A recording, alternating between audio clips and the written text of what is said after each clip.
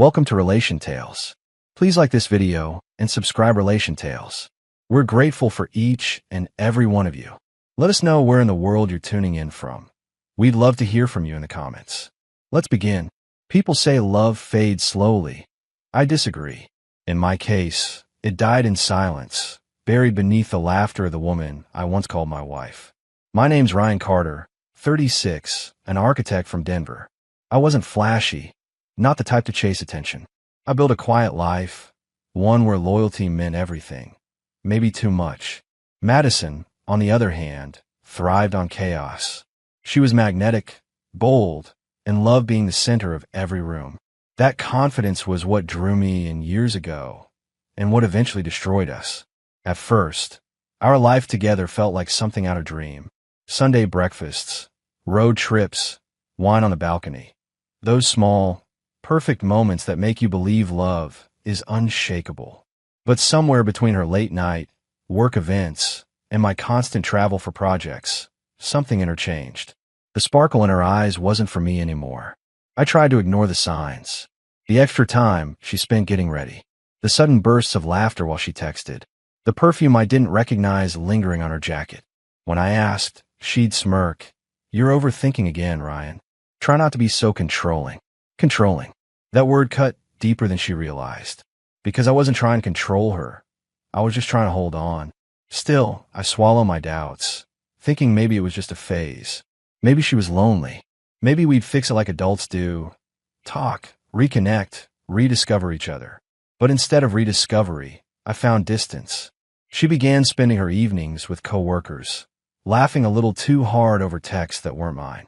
The night everything fell apart, I didn't see it coming. We were invited to dinner with her friends, the same group she'd been hanging out with lately. Madison was in her element, vibrant and loud, soaking in every glance like a performer under the spotlight. Me? I was just there, the quiet husband at the corner of the table, the man everyone politely tolerated but never really saw. I didn't mind, until she made sure everyone did see me, just not the way I hoped. That was the night she decided to humiliate me in front of them all. The night her laughter cut through me sharper than any betrayal could. And it was also the night I decided she'd never laugh at me again. The restaurant buzzed with Friday night noise. The hum of conversation, clinking glasses, and the smell of roasted garlic and steak that hung in the air. Madison loved that place. Modern, classy, with people who matter, she used to say. Her words, not mine. When we arrived, she was glowing, wearing that silver dress that caught the light like liquid mercury. Every man at the bar turned to look at her, and I could see how much she enjoyed it. She loved the attention, maybe needed it more than she ever needed love. We sat at the table with 4 of her friends, coworkers mostly, people who spoke in fast jokes, gossip, and sarcasm. They were nice enough, I guess, until the drink started flowing and the mask came off. Madison led the conversation like a performer, tossing witty comments, laughing loud, nudging my arm every now and then to make a point. But those nudges turned sharp when I didn't play along with her jokes. "So, Ryan," one of the guys asked, smirking, "how's life in your, what do you call it, introvert bubble?" The table laughed. Madison didn't stop them. Instead, she leaned back in her chair, swirling her wine and saying, "Oh, please, Ryan's allergic to fun. He'd rather spend the night designing floor plans than talking to real people." Her friend chuckled. Guess opposites attract. Madison grinned, eyes glittering cruelly. Yeah, until they don't. Laughter erupted. Even the waiter smiled nervously as he poured water. My chest tightened, heat rising to my face. I forced a small smile, but it didn't reach my eyes. I'd always believed in respecting her in public, never arguing, never embarrassing her. But she didn't care about that anymore. She wanted power, the kind that came from making me small in front of others. I didn't respond right away. Instead, I leaned forward and said softly, "You know, Maddie, it's funny. You used to love those nights when it was just us. Guess they got boring too." The air at the table shifted. Her smile faltered, only for a second, before she shrugged. People grow, Ryan. Not everyone likes living the same day over and over. Some people just grow away. I said, my tone calm but sharp. Her eyes flashed. "Don't start this here," she hissed. "Oh, I'm not starting anything," I replied. Just catching up on all the things I apparently missed. The waiter returned with our food, and the table quickly tried to smooth the tension with jokes. Madison changed the subject, pretending nothing happened. But her laugh was a little too loud, her hand a little too tight on her wine glass. Then it happened, the line that ended everything. She sighed dramatically and said, "God, Ryan, can't you lighten up for once? No wonder everyone pities me." Laughter followed. Not cruel laughter at first. More awkward, forced, as if no one quite knew if she was joking. But she wasn't. I could see it in her eyes. She meant every word. My heart went cold. The room suddenly felt smaller, every sound sharper. I watched her toss her hair and sip her wine as if she hadn't just gutted our marriage with a single sentence. I didn't yell. I didn't break the glass or storm out. That's not who I was. Instead, I smiled, calm, deliberate, the kind of smile that makes people nervous because they can't tell what's coming next. When the check arrived, I took it before anyone else could reach for it. Madison laughed. "Oh, come on, don't be dramatic now. You're not leaving, are you?" I stood up slowly, setting my napkin on the table. "No," I said quietly. "I'm giving you exactly what you wanted, the spotlight." Her laugh faded. "What's that supposed to mean?" I met her gaze. "You said everyone pities you. Maybe tonight, they'll pity someone else." I placed my card down, signed the bill, and looked around the table. At her smirking friends, at the fake laughter, at the life I'd been pretending was normal. Then I looked back at her and said, "You can entertain them alone now." The silence that followed was deafening. Madison froze, her smile stiff. "Ryan, sit down," she whispered. But I didn't. I buttoned my jacket, turned, and walked out. Not fast, not angry, just done. Outside, the cool Denver night hit my face. The streetlights blurred slightly as my eyes stung. I didn't know if it was from anger, disappointment, or the finality of realizing the woman I loved wasn't the same anymore. I drove home in silence. Our house felt empty when I walked in, though her perfume still lingered in the air. The framed photos on the mantel, our wedding day, the honeymoon in Miami, our first Christmas, felt like lies. I sat down at the dining table, staring at my untouched glass of water, and for the first time in years, I didn't feel heartbreak. I felt clarity. It wasn't just her words that broke me. It was everything behind them. The flirting texts I'd ignored. The late nights. The guilt-free smirks. I knew now what I hadn't wanted to believe. She wasn't just cruel. She was unfaithful. And as I sat there in that quiet house, I realized something else. She wasn't the only one capable of playing the long game. Because tomorrow, when she came home pretending to be sorry, I wouldn't be there. I make sure she understood what real loss feels like. That night, sleep never came. I just sat on the couch, staring at the empty side where Madison usually curled up with her phone, pretending to scroll through emails. Every sound outside, a car door, a faint laugh from a neighbor, made me wonder if she was out there, still laughing with those same people who thought I was a joke. I wasn't angry anymore. That emotion had burned out hours ago. What replaced it was colder, a kind of clarity that made everything sharp and slow. At 2:47 a.m., I heard the door creak. Madison stumbled in, heels in her hand, the smell of wine and perfume announcing her before I even looked up. "Oh, you're still awake," she said, forcing a giggle that didn't reach her eyes. "Yeah," I replied. Didn't want to miss the encore. Her smile faltered. "You're being dramatic again. Maybe. Or maybe I'm just finally seeing things for what they are." She crossed her arms. "What's that supposed to mean?" I studied her. The carefully smeared lipstick, the perfume that wasn't hers, the faint smudge on her shoulder that looked like someone's hand had lingered there too long. "It means I know," I said softly. Her eyes darted up. "Know what?" "That your coworker meetings aren't about business. That your late nights aren't spent at the gym. That the woman who used to rush home to tell me about her day has been telling someone else instead." She froze, her throat tightening. "Ryan, you're overreacting." I smiled faintly. I used to believe that, but I'm not the fool I was yesterday. Madison tried to regain her composure, slipping into that familiar tone, the one she used when she wanted control. "You're paranoid. You always have been. That's why we argue. You twist everything into something ugly." Her words were sharp, but her voice shook. That was the thing about liars. They were always confident until you stopped trying to believe them. I didn't raise my voice. I didn't throw accusations. I just said, I saw the text, Maddie. You didn't even bother deleting it. He said, tonight was perfect. Wish you didn't have to go home to him. She went still, every bit of color draining from her face. For a long time, the only sound was the ticking clock. Then she whispered, Ryan, please. But I held up a hand. Don't. I'm not here for excuses. I'm here to end the performance. She stepped closer, panic creeping in. It was a mistake. It didn't mean anything. I met her eyes, calm, steady. That's the thing, Madison. To you, nothing ever means anything, unless someone's watching. She broke down then, her hands trembling as she tried to reach for me. Please, don't walk away. We can fix this. But I'd already walked away, long before she realized it.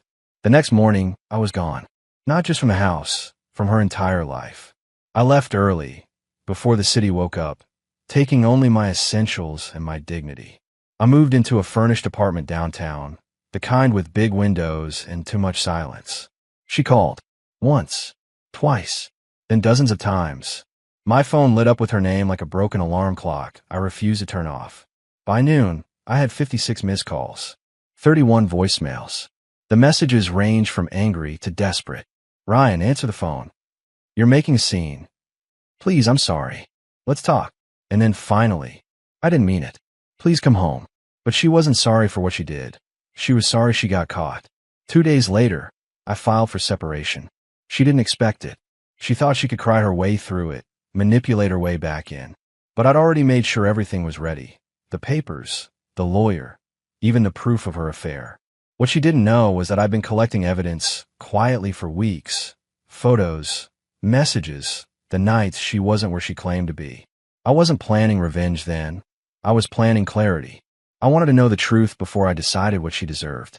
And when I finally saw the truth, the pictures of her with her co-worker at a hotel 3 towns over, I knew my revenge wouldn't be loud or cruel.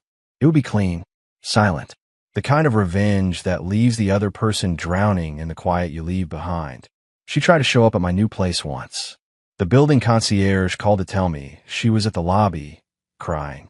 I told him politely, please tell her she's no longer on my guest list. That's when she finally understood. A week later, I got a text from her. Just one line. Was it all fake to you? I stared at it for a while before replying. No, that's what makes it hurt so much. And that was it. No shouting, no final meeting, no tearful goodbye. She'd built her world on appearances. How she looked, how she sounded, how others perceived her. So I gave her the one thing she couldn't perform her way out of, silence. Because silence, unlike anger, doesn't fade. It lingers. It reminds you of what you've lost. While she was still trying to rebuild her image, I started rebuilding my life. I threw myself into work, accepted new projects, and even reconnected with people I'd pushed away during the chaos of our marriage. It wasn't easy. Some nights, I'd still remember her laugh, her perfume, the way she'd hold my hand when things were good. But those memories stopped haunting me once I realized something powerful. She never broke me. She just freed me. A month passed before I saw her again, by accident. It was one of those warm Denver evenings when the air carried the scent of coffee and rain on the pavement. I was meeting a client at a rooftop restaurant downtown. As I walked toward my table, I caught a glimpse of someone across the terrace, familiar, yet almost unrecognizable. Madison. She looked different. Her hair, once styled to perfection, was hastily tied up. The glow she used to flaunt had dulled, her laughter replaced by the kind of smile people wear when they're pretending everything's fine. The man sitting beside her wasn't the one from her so-called work meetings. He looked bored, scrolling through his phone while she nervously tried to make conversation. I could have ignored her. I could have walked away. But life has its sense of timing, poetic, almost cruel in its precision. She looked up at that exact moment, and our eyes met. For a second, the world froze. Her lips parted slightly, her face paling. She looked like she'd seen a ghost. Ryan, she whispered, standing halfway as if she wasn't sure whether to run or speak. I gave a small nod, calm and polite, as if she were an old acquaintance. Nothing more. Her companion glanced up, confused. You know him? Madison's voice cracked. That's my husband. I mean, ex-husband. I smiled faintly. Was. Then I added, don't worry, you're doing fine. You've always loved an audience. Her expression fell. The man beside her, now visibly uncomfortable, muttered something about making a call and walked off. Madison was left alone at the table, eyes glistening.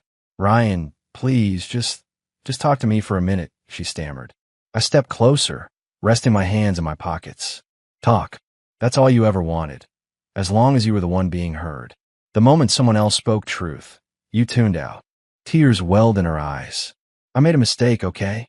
I was stupid, selfish, I know, but I didn't think you'd really leave." "That's the problem, Madison," I said quietly. "You never thought anything would have consequences." She reached out, voice trembling. "Can't we just start over? I miss us." I shook my head gently. "You don't miss me. You miss control. You miss knowing I'd still be there when you came home. But that version of me, the man you walked over, doesn't exist anymore." Her hand froze midair, trembling. "So that's it. That's closure," I said, "and maybe a little justice." For a moment, she just stared, her mouth opening like she wanted to say more, but no words came. I turned to leave, the city lights flickering against the glass, and I felt something unexpected.